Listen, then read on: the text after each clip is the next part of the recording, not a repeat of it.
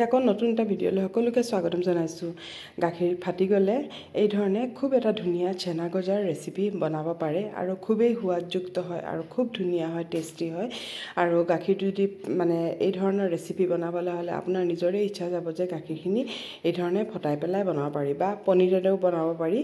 মই গাখীৰখিনি বেয়া হৈ গৈছিলে, সেইকাৰণে এই ধৰণে বনাই লৈছোঁ। এতিয়া কেৰাহীখন পাতি পেলাই ইয়াত মই চেনিখিনি কেৰামেল কৰিবলৈ থৈছোঁ। 1/4 কাপ মই চেনি লৈছোঁ। চেনি লৈ পেলাই ইয়াত দি দিছোঁ। ইয়াত মই পানী একো মিলোৱা নাই।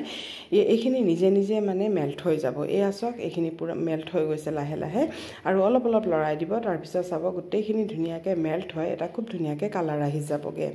আৰু এই ৰেচিপিটো বনাই পেলাই যিহেতু এতিয়া উৎসৱৰ বতৰ হয় আৰু এতিয়া আমি বহুত ধৰণৰ মিঠাই বনাওঁ বা ঘৰত থওঁ বনাই পেলাই। আৰু এইটোৰ ভিতৰত এটা খুব অন্যতম খুব ধুনীয়া এটা মিঠাই, এইটো বনাব পাৰে। আৰু এইটোৰ কাৰণে মই চেনিখিনি খুব ভালকৈ কেৰামেল কৰি ল'লোঁ। আৰু এটা ধ্যান ৰাখিব লগা বস্তু যে এইখিনি অলপ ক'লা পৰিব নালাগে। ক'লা পৰিলে কিন্তু পিছত তিতা হৈ যাব। এই কালাৰটো অহাৰ লগে লগে ইয়াত অলপ পানী ঢালি দিব। পানী ঢালোতে অলপ টান টান যেন লাগিব, কিন্তু অলপ গৰম হোৱাৰ পিছত আকৌ গোটেইখিনি মেল্ট হৈ যাব। খুব ধুনীয়াকৈ গোটেইখিনি মেল্ট হৈ যাব। এয়া চাওক, মই লৰাই আছোঁ আৰু এইখিনি খুব ধুনীয়াকৈ মেল্ট হৈ গ'ল। এতিয়া মই ইয়াত 2 মগ পানী দিম। আৰু পানীটো অলপ বেছি লাগিব, কাৰণ এইখিনি ইয়াত যিহেতু উতলিব সেইকাৰণে। আৰু পানীটো মই ইয়াত কোনো ডাঠ নকৰোঁ। খালি চেনিখিনি যেতিয়া মেল্ট হৈ যাব আৰু এটা উতল অহাৰ পিছত তাৰপিছত মই এইটো গেছটো বন্ধ কৰি দিম। আৰু ইয়াত মই লৈছোঁ 3/4 কাপ চেনি। আৰু যদি মিঠা বেছি খায় তেতিয়াহ'লে আপোনালোকৰ যিমানখিনি চানা আছে সেই চানা অনুপাতে ইয়াত মিঠাটো দিব। আৰু ইয়াত মই ইলাচি 3টা দি দিছোঁ ফ্লেভাৰৰ কাৰণে। আৰু এতিয়া এইখিনি অলপ উতল অহালৈকে মই এই ধৰণে, এতিয়া উতল আহি গ'ল, গেছটো মই বন্ধ কৰি দিম। ইয়াত কোনো ডাঠ তাৰৰ কোনো প্ৰয়োজন নাই। এতিয়া লৈছোঁ মই চানা, এইখিনি ঘৰতে বনোৱা হয়। আৰু এতিয়া এইখিনি মই ভালকৈ ভাঙি ল'ম। এই ধৰণে পূৰা ভালকৈ ভাঙি ল'ব। আৰু পানী ইয়াত অলপো নাই, পূৰা কাপোৰ দি হেৰি কৰি থৈ দিছিলোঁ।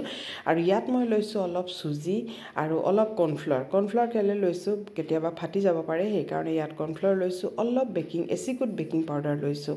লৈ পেলাই এইখিনি খুব ভালকৈ হাতৰ তলুৱাৰে এইখিনি খুব ভালকৈ মিক্স কৰি ল'ম। যিহেতু অলপ গুটি গুটি আছে, এইখিনি যাতে খুব ভালকৈ পূৰা প্লেইন হৈ যায়, আৰু তেতিয়াহে আমাৰ ৰেচিপিটো ধুনীয়া হ'ব।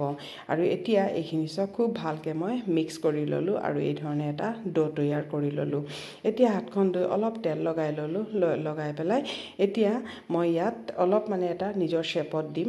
আৰু এতিয়া এইখিনি লৈ পেলাই এটা মই ৰাউণ্ড শ্বেপ দি পেলাই ধুনীয়াকৈ এটা শ্বেপ দিম। আপোনালোকৰ ইচ্ছাৰ শ্বেপ আপোনালোকে দিব পাৰে, যিটো আপোনালোকৰ ভাল লাগে সেই শ্বেপটো আপোনালোকে দিব পাৰে। আৰু অলপ হেৰি কৰি চাব, যদি ক্ৰেক অহা নাই তেতিয়াহ'লেতো ঠিকেই আছে। আৰু যদি ক্ৰেক আহি গৈছে আকৌ অলপ ভালকৈ মঠি ল'ব। আৰু এয়া চাওক, মই এই ধৰণে শ্বেপটো মই দি লৈছোঁ। আৰু এতিয়া মই গোটেইখিনি এই ধৰণে বনাই লওঁ। আৰু চাওক, গোটেইখিনি মই বনাই লৈছোঁ। আৰু এতিয়া মই চেনি পানীখিনি অলপ ঠাণ্ডা হৈ গৈছিলে, সেইকাৰণে এইখিনি মই অলপ গেছটো বঢ়াই দিছোঁ। আৰু এইখিনি যেতিয়া পূৰা উতল আহি যাব সেই সময়তে এটা এটাকৈ একেলগে ঢালি নিদিব, এটা এটাকৈ ঢালিব যাতে চেনি পানীৰ টেম্পাৰেচাৰটো কমি নাযায়। আৰু এতিয়া মই গোটেইখিনি ঢালি দিলোঁ। আৰু 5 মিনিটমান মই এই ধৰণে খোলাই উতলাম। আৰু অলপ অলপ ওপৰৰ পৰা ইয়াক হিলাই নিদিব, অলপ অলপ ওপৰৰ পৰা চেনি পানীখিনি এই ধৰণে দি যাব, ওপৰত দি যাব। আৰু এইখিনি কিন্তু এতিয়া লুটিয়াব নালাগে, এইখিনি এই ধৰণে দি যাব। তাৰপিছত মই 5 মিনিটমান উতলোৱাৰ পিছত এতিয়া মই ঢাকি দি দিম। ঢাকি পেলাই 10 মিনিটমান এই ধৰণে উতলাম। ফ্লেমটো মিডিয়াম টু হাই আছে। আৰু এই ধৰণে 10 মিনিট যেতিয়া উতল হৈ গ'ল, আৰু এতিয়া মই এইখিনি অলপ ঘূৰাই দিম। এক ছাইড হৈছে, এক ছাইড নাই হোৱা, সেইকাৰণে অলপ লুটিয়াই দিম। লুটিয়াই পেলাই আকৌ মই 10 মিনিটমান ৰাখিম। আৰু ফ্লেমটো কিন্তু এনেকুৱাই থাকিব।